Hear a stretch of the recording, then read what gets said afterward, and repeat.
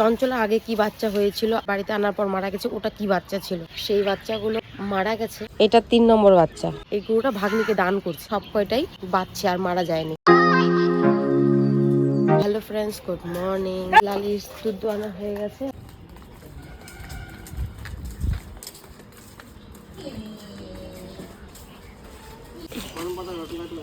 হ্যাঁ, কদম পাতা ভালোই খায়।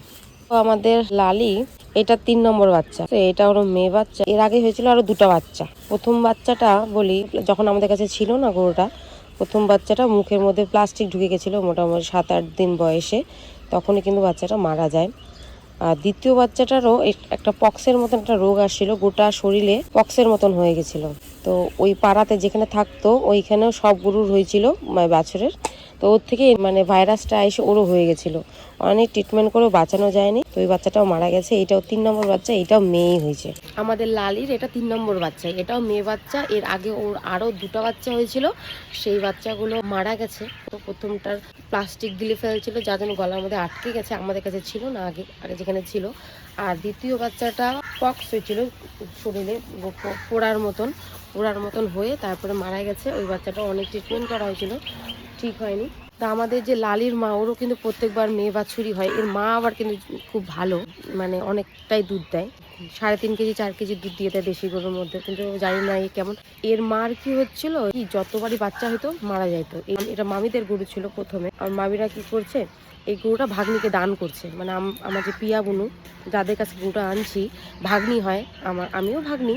তো সে পাশে থাকে, তো ওকে দান করছে। যখন থেকে এই গরুটা ওকে দান করছে, তখন থেকে এর মার যে বাচ্চাগুলো সব কয়টাই বাচ্চা আর মারা যায়নি।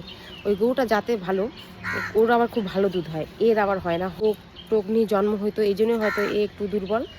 আর হলো এর দুধ খুব একটা হয়, কিন্তু আস্তে আস্তে কিন্তু এখন দুধ বাড়তেছে। মোটামুটি আমাদের কিন্তু 1 কিলো দুধ এখন হয়, কোনো কিছু খরচা ছাড়ে 1 কিলো দুধ হওয়া কি মালুম ব্যাপার। এই যে খাচ্ছে, তারপরে মার জল খাওয়াই দিব, একটু শাকসবজি খাওয়াই দিব, ওই একটু যা থাকে দানা, ওদের থেকে একটুখানি দানা, এতটুকু, যাতে খরচা করি গায়ে না লাগে, সেই জন্যই যা দুধ দেয় তাতেই ফাটাফাটি। আর এরও জাতটা খুব ভালো, প্রত্যেকবার মেয়ে বাচ্চাই হয়। এর মারও প্রত্যেকবার মেয়ে বাচ্চা, এখনও যে ওর মা বাচ্চা দিচ্ছে মেয়ে বাচ্চাই। আমার মামিদের বাড়িতে এর মা এখনও আছে। আর তারপর তোমাদের বলছি যে আমাদের চঞ্চলা আগে কি বাচ্চা হয়েছিল, আর যে বাচ্চাটা আমাদের বাড়িতে আনার পর মারা গেছে, ওটা কি বাচ্চা ছিল। তো চলো। তো বর্তমানে আমাদের চঞ্চলা এখন প্রেগনেন্ট, আর এখন যে প্রেগনেন্ট আছে এখন কিন্তু এটা ওর 3 নম্বর বাচ্চা।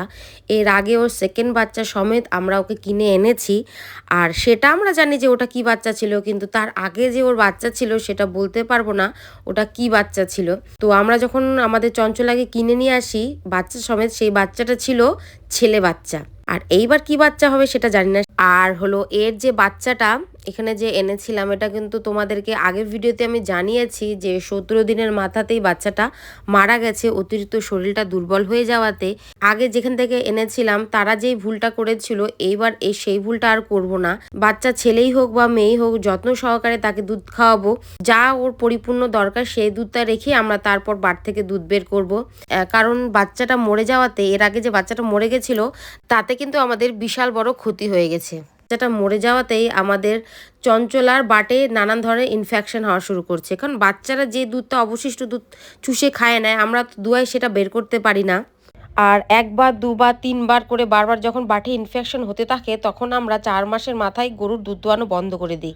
এসব গরু কিন্তু অনেক মাস পর্যন্তই দুধ দেয়, যার জন্য আমাদের কিন্তু গরুটা এত টাকা দিয়ে কিনে পুরো লস হয়ে গেছিল। কারণ সেইভাবে আমরা দুধ খাইতে বা যাই হোক কিছু করতে পারিনি। কিন্তু এইবার সেই ভুলটা করবো না, যাতে সুস্থ থাকে বাচ্চাটা, সেদিকে ধ্যান রাখতে হবে, গরু যাতে সুস্থ থাকে, পরিপূর্ণ দানা ভিটামিন সবই দিতে হবে। তো যাই হোক, এর আগের বাচ্চাটা আমাদের ছেলে ছিল।